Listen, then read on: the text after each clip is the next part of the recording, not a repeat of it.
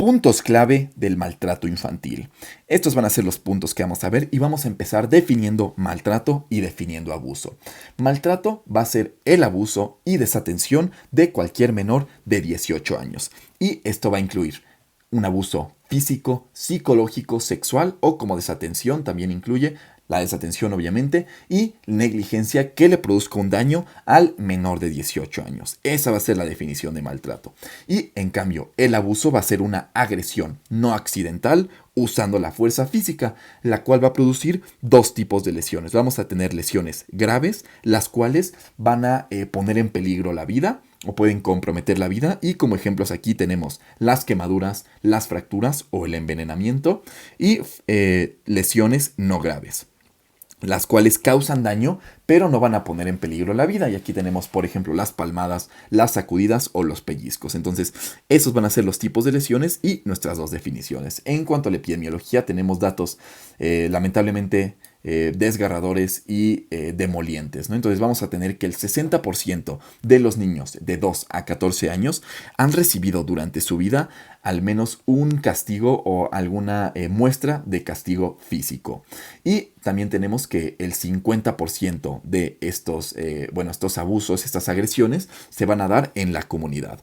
El 40% se van a dar en la escuela y el 10% en el hogar. Entonces, por ejemplo, imaginemos un niño de un pueblo que de repente está jugando y, no sé, le patea el balón y le tira la manzana al verdulero, ¿no? Entonces esto forma parte de la comunidad. Esto va a ser lo más predisponente. Entonces llega este verdulero y le pega.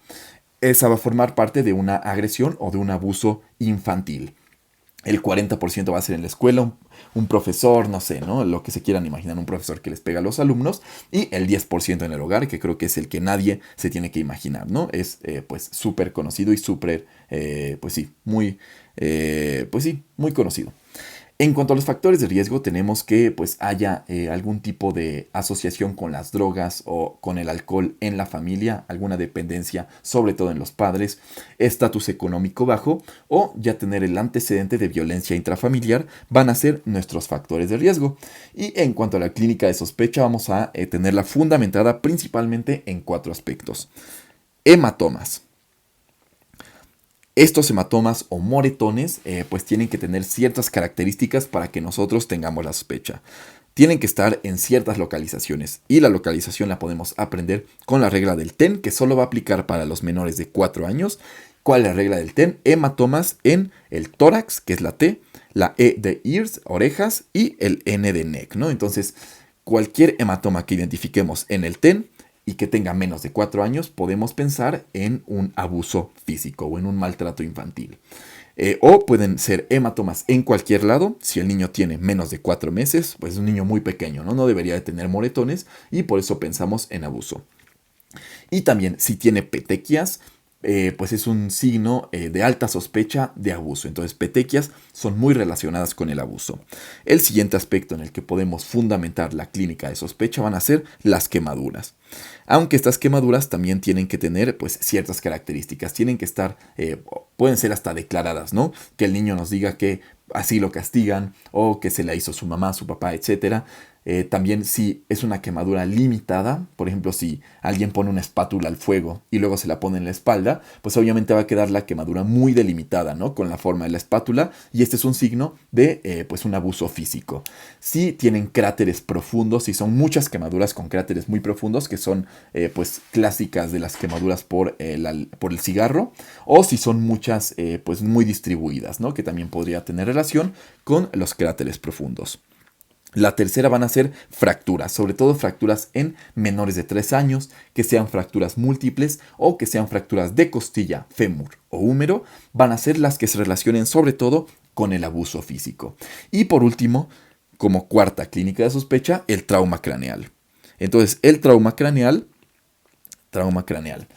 sobre todo, el trauma craneal sí siempre, ¿no? Va a ser una clínica de sospecha y sobre todo si el mecanismo de lesión como que tiene inconsistencias, ¿no? No coincide con lo que nos dice el niño y el papá o la mamá y el papá. Como que estas inconsistencias nos van a hacer pensar en pues un abuso infantil. El trauma craneal se va a expresar o lo podemos sospechar aún más si es por abuso, si se presenta alguna de las siguientes 4 variables. Compromiso respiratorio, hemotórax, hemorragia subdural o fractura craneal, cualquiera de estas presente nos va a hacer pensar sobre todo en un trauma craneal por abuso. Y como les digo, si es inconsistente el mecanismo de lesión que nos mencionan, mucho más aún.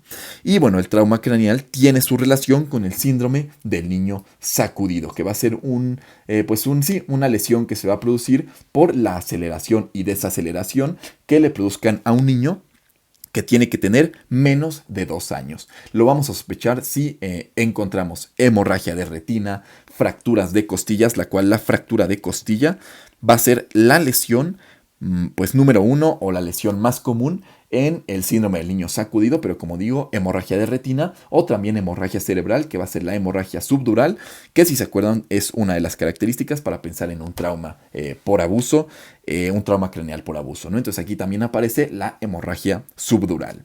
Y bueno, nada más en cuanto al manejo de estos pacientes, lo primero que tenemos que hacer es darle atención médica integral, entonces atención médica integral usando el modelo ecológico. Entonces, modelo ecológico va a ser el que usemos en este tipo de niños. Una vez que ya resolvimos el problema en caso de que esté en peligro la vida o resolvamos el dolor, etcétera, tenemos que llamar al Ministerio Público, al MP. Y pues nada más mencionar también que si el niño llega sin vida a nuestra unidad o al hospital en donde nos encontramos, a quien tenemos que llamar es a la CEMEFO. Y bueno, eso sería todo en cuanto al tema de maltrato infantil. De este lado está el apunte. Muchas gracias.